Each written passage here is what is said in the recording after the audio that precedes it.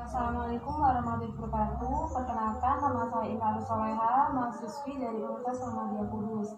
Saya di sini akan melakukan penclass dengan tema gangguan sistem persarapan pada penyakit stroke.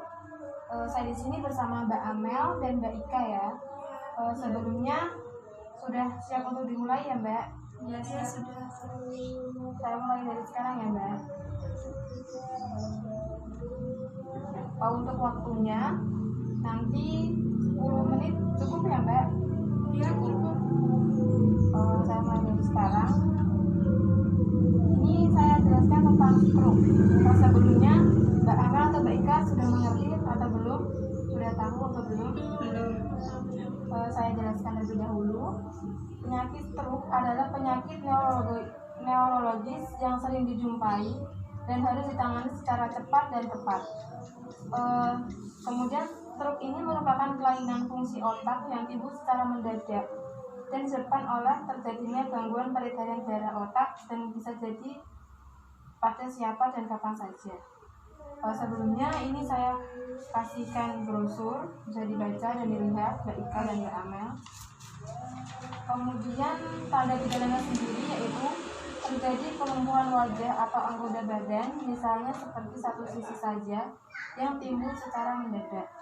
Kemudian gangguan kepekaan pada satu atau lebih dari anggota badan dan perubahan mendadak status mental, bingung, mengingau atau koma, dan terjadinya afasia yaitu bicara tidak benar atau ucapan kurang atau sulit memahami ucapan. Dan distasia itu adalah penyakit bicara elo atau tadel. Kemudian gangguan penglihatan atau diponia atau penglihatan double atau ngeblur gitu. Kemudian ataxia itu adalah kesulitan gerakan, terjadinya vertigo, mual, muntah, dan nyeri kepala. Kemudian penyebab dari stroke sendiri yaitu kekurangan suplai oksigen yang menuju ke otak dan terjadinya pembuluh darah di otak karena kerapuhan darah otak dan adanya sumbatan bekuan dari darah otak. Kemudian faktor risiko medisnya itu bisa disebabkan oleh penyakit hipertensi atau tekanan darah tinggi, kemudian kolesterol, gangguan jantung, diabetes, riwayat kesehatan stroke pada dalam keluarga. Kemudian faktor resiko perilakunya sendiri itu bisa disebabkan oleh seringnya merokok, kemudian makan makanan yang tidak sehat, kemudian mengonsumsi alkohol dan jarang berolahraga. Nah, sekarang pencegahan stroke. Pencegahan stroke itu sendiri bisa dilakukan seperti pemeriksaan tekanan darah secara rutin, kemudian jauhi tembakau. Hasil studi mempraktikkan menjauhi tembakau untuk mengurangi resiko stroke. Kemudian melakukan latihan olahraga yang secara teratur, kurangi makanan yang berlemak dan jauhi alkohol. Dan selanjutnya perawatan stroke. Makanan atau diet untuk pasien stroke sendiri yaitu pasien stroke dianjurkan untuk makan makanan sumber karbohidrat misalnya seperti beras, kentang, ubi, singkong, tapioka, biskuit, dan bihun.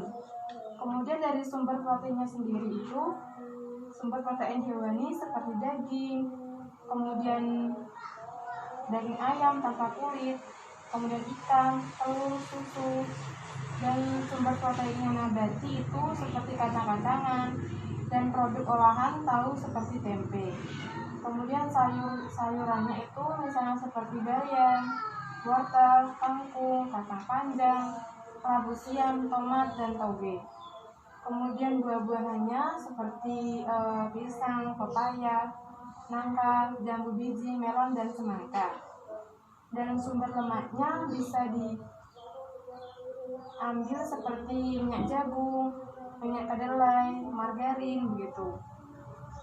Kemudian makanan yang tidak boleh dianjurkan kepada penderita stroke yaitu sumber karbohidratnya seperti mie, soda, baking powder, atau kue-kue yang terlalu manis. Dan sumber protein hewaninya itu seperti daging sapi, ayam yang berlemak, kemudian jeroan, keju, protein hewani yang diawetkan. Kemudian sumber protein nabatinya seperti kacang-kacangan yang diawetkan, sayur-sayurannya itu yang mengandung gas seperti kol, sawi, kembang kol, dan lobak. Dan buah-buahannya itu seperti buah-buahan yang diawetkan seperti durian, nangka, begitu. Dan sumber lemaknya sendiri itu bisa diambil dari santan kental dan produk yang goreng-gorengan begitu. Nah, selanjutnya penata laksanaan dari stroke sendiri itu pasien pasca stroke bisa dilakukan aktif dan room pasif. Merupakan gerakan untuk berlatih otot saraf yang lemah agar dapat berfungsi normal kembali. Kemudian memonitor tekanan darah secara rutin dan meminum obat sesuai anjuran dokter. Kemudian melakukan olahraga sesuai kondisi dan mengonsumsi makan makanan yang bergizi. Sekian penyuluhan dari saya. Sebelumnya apakah ada yang bisa ditanyakan Mbak Amel dan Mbak Ika? Tidak ada, Mbak. Kalau begitu saya evaluasi. Coba sebutkan Mbak Amel tanda gejalanya dari stroke sendiri itu. Ada gejalanya ya, Mbak? Ya. Yang pertama itu kelumpuhan pada wajah atau anggota tubuh yang timbul secara mendadak. Yang kedua itu afasia atau tidak dapat bicara. Yang ketiga itu ataksia atau kesulitan bergerak.